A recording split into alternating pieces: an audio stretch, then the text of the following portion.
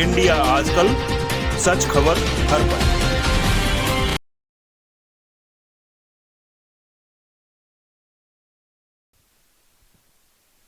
Soros बम से भारतीय राजनीति में भूचाल। 10 पॉइंट में जाने बड़े अपडेट्स। अमेरिकी खरपति जॉर्ज सोरेस ने भारत के खिलाफ दूसरी बार विवादित बयान दिया है। उन्होंने इससे पहले भी पीएम मोदी की सरकार पर सवाल उठाए थे। अमेरिकी खरपति जॉर्ज सोरेस ने म्यूनिख सुरक्षा सम्मेलन में अपने भाषण से पहले प्रधानमंत्री नरेंद्र मोदी और अडानी मामले पर टिप्पणी की है। इस दौरान जॉर्ज सोरेस ने यहां तक कह दिया कि पीएम मोदी को अडानी मामले पर देश की जनता और संसद को जवाब देना चाहिए। उन्होंने कहा कि मार्केट में इस उथल पुथल से पीएम मोदी की सरकार की पकड़ भी कमजोर पड़ सकती है। हालांकि बीजेपी और कांग्रेस दोनों पार्टियों ने ही सोरेस की इस टिप्पणी का विरोध किया है। बीजेपी ने कहा कि सोरेस भारत की लोकतांत्रिक व्यवस्था पर सवाल खड़े। हालांकि कांग्रेस ने भी कहा कि उनके बयान का विरोध करते हुए कहा कि सोरेस जैसे लोग भारत के चुनावों के नतीजे तय नहीं कर सकते हैं। भारतीय जनता पार्टी ने सोरेस के इस बयान को भारतीय लोकतंत्र पर हमले के तौर पर लेते हुए दृढ़ता से प्रतिवाद किया है।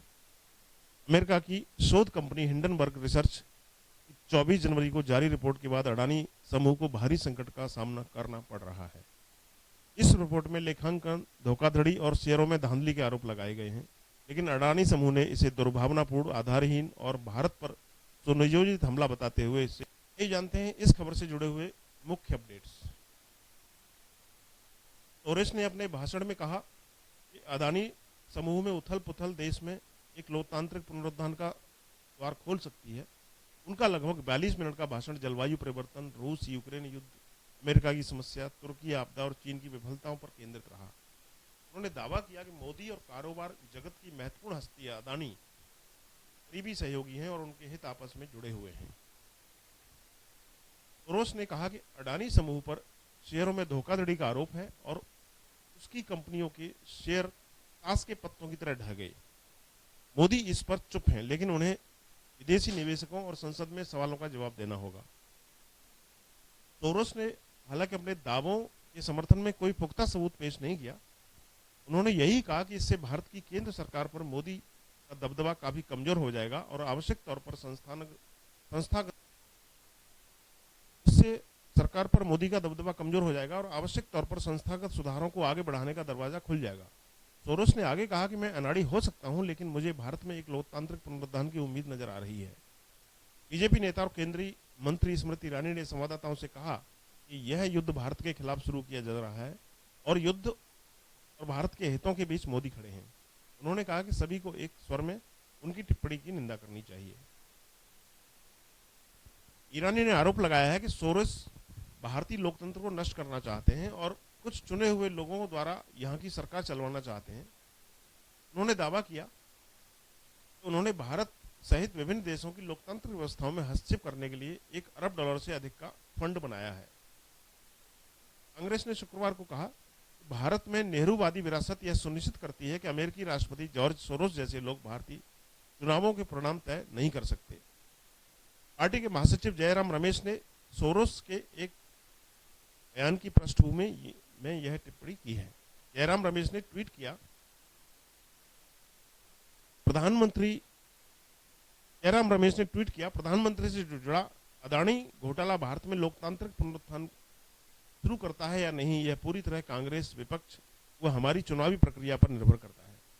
इसका जॉर्ज सोरोस से कोई लेना देना नहीं है। रमेश ने इस बात पर जोर दिया, हमारी नेहरूवादी विरासत यह सुनिश्चित करती है कि उन जैसे लोग हमारे चुनाव परिणाम तय नहीं कर सकते हैं। सूचना और प्रसारण मंत्रालय की वरिष्ठ सलाहकार कंचन गुप्ता ने कहा कि बार बार शासन परिवर्तन के पीछे के चेहरे बेनकाब हो गए हैं। उन्होंने कहा कि भारत में बार बार सत्ता परिवर्तन के प्रयासों के पीछे का चेहरा उजागर हो गया है और ओपन सोसाइटी फाउंडेशन द्वारा इसके लिए भुगतान किया गया है।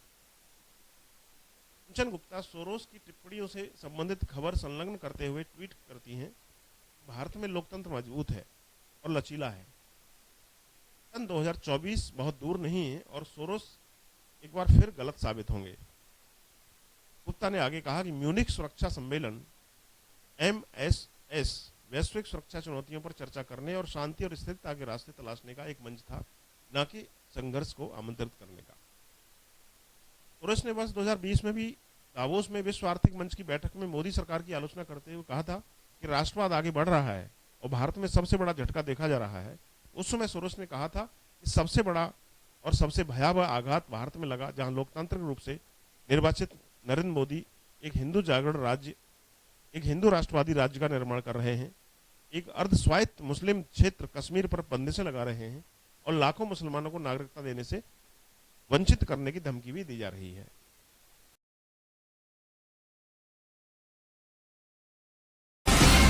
इंडिया आजकल, सच खबर हर पल।